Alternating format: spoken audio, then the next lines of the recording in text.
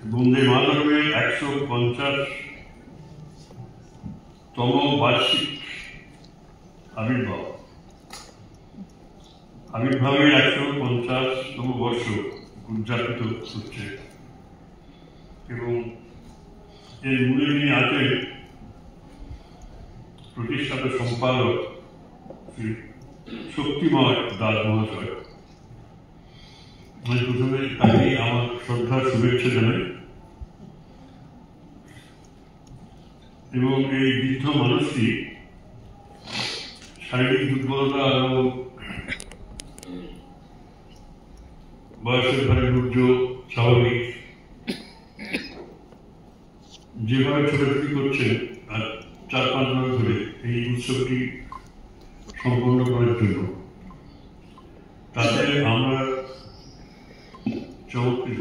আমি বিশেষ করে এই বিষয়ে অত্যন্ত আঘাত পেয়েছিলাম, আহত হয়েছিলাম। এই জাতীয় কর্ম সেটি এইভাবে আঁকড়ে ধরে আছে এবং আমরা চারদিকে স্থলই প্রায় উদাসী।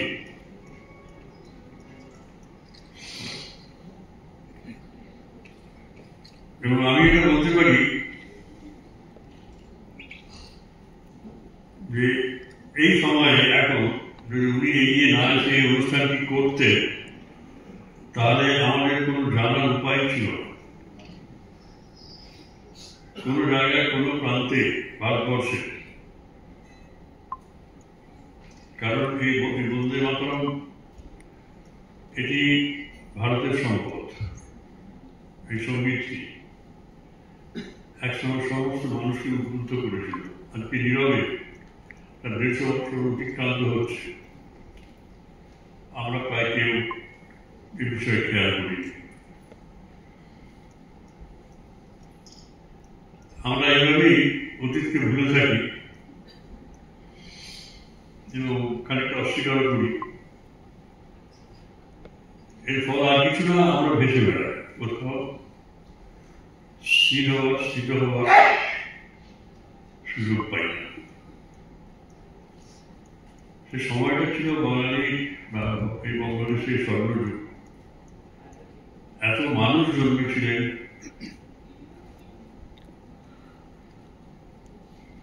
কিরকম মানুষ। তিনি জলধ্যান তপস্যা করতেন কিনা আমরা খবর পাই।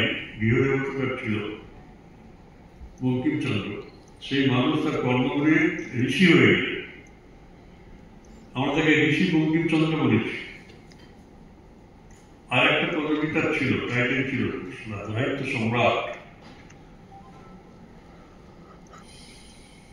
সে বাংলা সাহিত্যের প্রথম যুগে তার আবির্ভাব আমাদের মুগ্ধ করেছে। তিনি নিজে বলতে যে আমার পক্ষে সরকারি কাজ করা যেটি দুঃসহ সে ভাবতে পারবে না। এবং আনন্দলোক লেখার জন্য তাকে কিরকমের অস্বস্তিকর পরিস্থিতির মধ্যে পড়তে হয়েছিল সেটাও আপনাদের জানার উচিত। অন্তত কি দুঃসাহস নিয়ে কাজ করেছিলেন, তাদের তিনি সহায়তা কোথাও পাননি। এবং এত বড় একটা সুন্দর গান, সুন্দর রচনা, এত সুন্দর, ঘরে ঘরে তিনি আশঙ্কা পাচ্ছিলেন শুধু, সেটা কিন্তু অমূলক ছিল না। তাকে ইংরেজি দিতে হয়েছে একটা আনন্দময় লিখছে, কারণ তার মধ্যেই এই গানটা রয়েছে। এই গানটার প্রেক্ষিত সেটাই। এবং সেখানে তাকে এটা খুব কষ্ট করে প্রমাণিত করতে হয়েছে যে না, আমি আপনারা যা ভাবছেন সেটা নয়। আমি রাজ অর্থাৎ রাজ পরিবার, ইংরেজ রাজ প্রতিনিধিদের কোন রকমে হেয় করছি না বা তাদের রাজত্বকে কোন রকমে ঘৃণা করছি না, অন্তত বাধ্য তো আমাকে লেখার মধ্য দিয়ে। তিনি একটি প্রতিবেদন দিয়েছেন, আপনারা হয়তো শুনে হারবেন যে এর উদ্দেশ্য যদি তাই হয়ে থাকে তাহলে এই উদ্দেশ্য সিদ্ধ করুন। ইংরেজদের বিরুদ্ধে জনমত গঠন করে বিদ্রোহের সূচনা করাই যদি উদ্দেশ্য হয়ে থাকে আন্তরিক, তাহলে এই কাজটা বইটা করবে। তার জন্য শাস্তি ছিল মাথা পেতে গ্রহণ করতে হবে, কিন্তু সরকারি কর্মচারী দুঃসহ যন্ত্রণার মধ্য দিয়ে তার কেটেছে এবং কিছু কিছু মানুষ বুঝিয়েছে তাই। কিন্তু পরবর্তীকালে এই গানটি অঙ্গচ্ছেদ করতে হয়েছে, আপনারা জানেন। আমি বেশ কিছু লিখে দিয়েছিলাম, কিন্তু আমার সেখানে যাওয়ার ইচ্ছে নেই কিছু কথা বলার। তাকে লিখে আনতে হয়েছিল, তাকে অঙ্গচ্ছেদ স্বীকার করে, তার তিনি তখন নেই, অঙ্গচ্ছেদ স্বীকার করতে হয়েছে। অথচ জাতীয় নেতারা মহাত্মা গান্ধী থেকে শুরু করে সকলেই এর ভূয়সী প্রশংসা করেছে, এটি জাতীয় সঙ্গীত হবে। এবং রবীন্দ্রনাথ ঠাকুর এক সময় প্রচন্ড উৎসাহ দিয়েছেন, আর এক সময় প্রচন্ড নিরুৎসাহ করেছেন।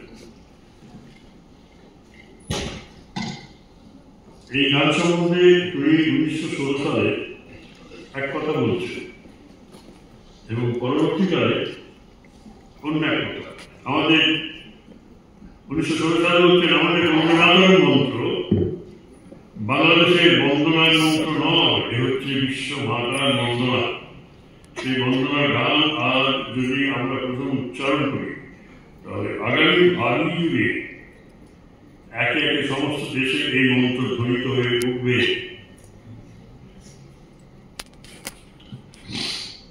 পরবর্তীকালে তিনি আমাদের নানা কথা শুনিয়ে এসেছে, শুনতে কষ্ট পাবো, ভীষণভাবে কষ্ট পাবো। তিনি বলছেন,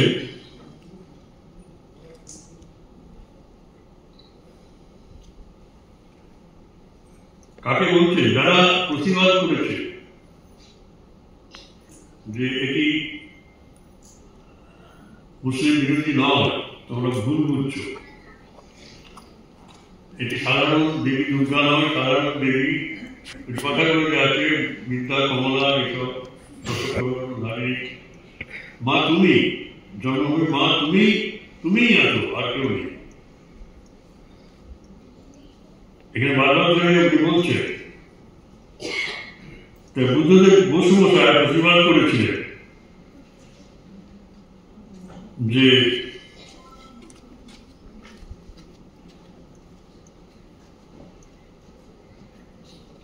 কবিতা ভাবছেন সেটা নয়।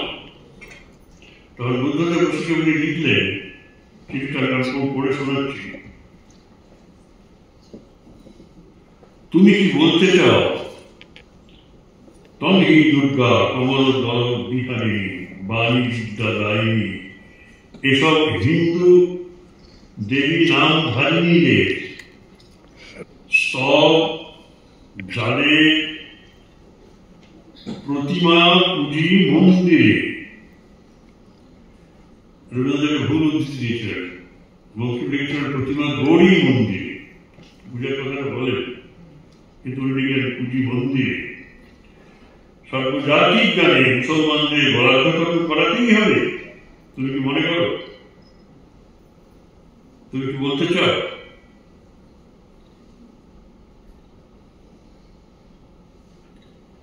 কিন্তু সমস্ত মানুষ যারা রবীন্দ্র পরিধির মধ্যেই ছিল, বৃত্তের মধ্যেই ছিল, তারা শুদ্ধ পর্যন্ত বলবে না। তারা সুন্দর গানকে এইভাবে নবীন নবজাতক শিশু মাত্র, তার খানিকটা কেটে খানিকটা রাখবে, খানিকটা এরকম শোনা যাচ্ছে, এরকম করবে না। আপনি এর আগেই তো এরকম প্রচেষ্টা করেছেন এই গানটি, আর 37 সালে হঠাৎ কি হল? কারণ তখন তার জনগণ এসে যাচ্ছে, সেটুকু আমি স্মরণ করে রাখি। তাছাড়া তার ব্রাহ্ম সংস্কারটাও ছিল, তাদের বাড়িতে দুর্গাপুজো হতো, কিন্তু পরবর্তীকালে ব্রাহ্ম ফিলোজফি নেওয়ার ফলে ওগুলো সব উঠে যায়। তো তারা বলছিলেন এই শব্দগুলো উচ্চারণ করছিল তার সংকেত ব্যঞ্জন উপলব্ধি তিনি করতে ভুল করছেন। তম শব্দে বঙ্কিমচন্দ্র স্বদেশ বা মাতৃভূমিকেই বুঝিয়েছিলেন। মাতৃভূমি দুর্গা, কমলা, বাণী, এই মাতৃভূমির প্রতিমা তিনি গড়তে চেয়েছেন মন্দিরে। মন্দিরে মাটির প্রতিমার কথা নয়, কারণ ভবানন্দ মহেন্দ্রকে বলেছেন, মানে আনন্দমঠের ব্যাপার, আমরা অন্য মা মানি না, জননী জন্মভূমি স্বর্গালোকে গড়িয়েছি। এবং 1896 সালে ওই কথাগুলো বলেছিলেন 1916 সালে তা নয়। 1896 সালে রবীন্দ্রনাথ স্বামী বন্ধুবান্ধব সঙ্গীত কংগ্রেস অধিবেশনে গিয়েছিলেন। সেই রবীন্দ্রনাথ 1947 সালে এর মধ্যে পৌত্তলিকতা আবিষ্কার করলেন। দুঃখের কথা, অথচ সে তাই আগে এই লিখছেন তার ছেলেকে রবীন্দ্রনাথকে, তিনি আমেরিকায় পড়তে গেছিলেন।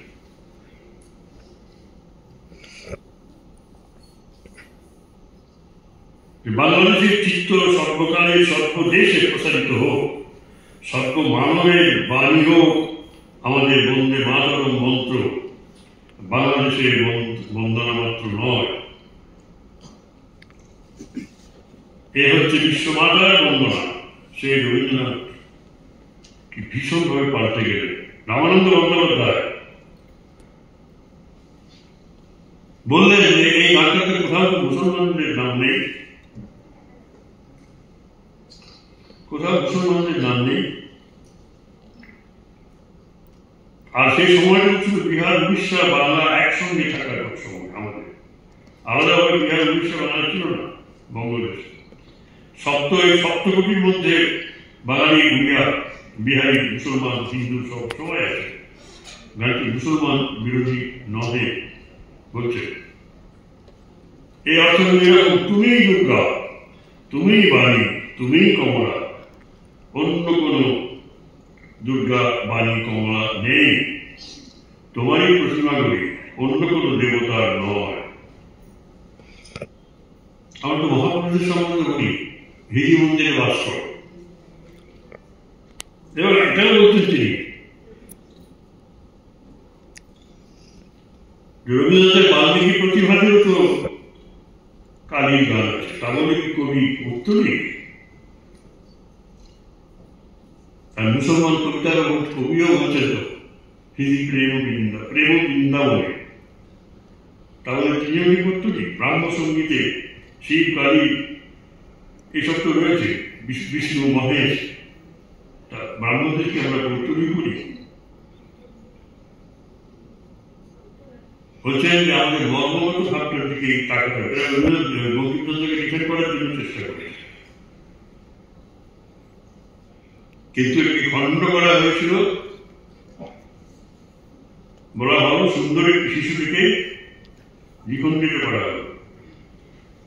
এই কবিতাটি আমরা প্রথম অংশটুকু গাই, 3টে পাঠ আছে।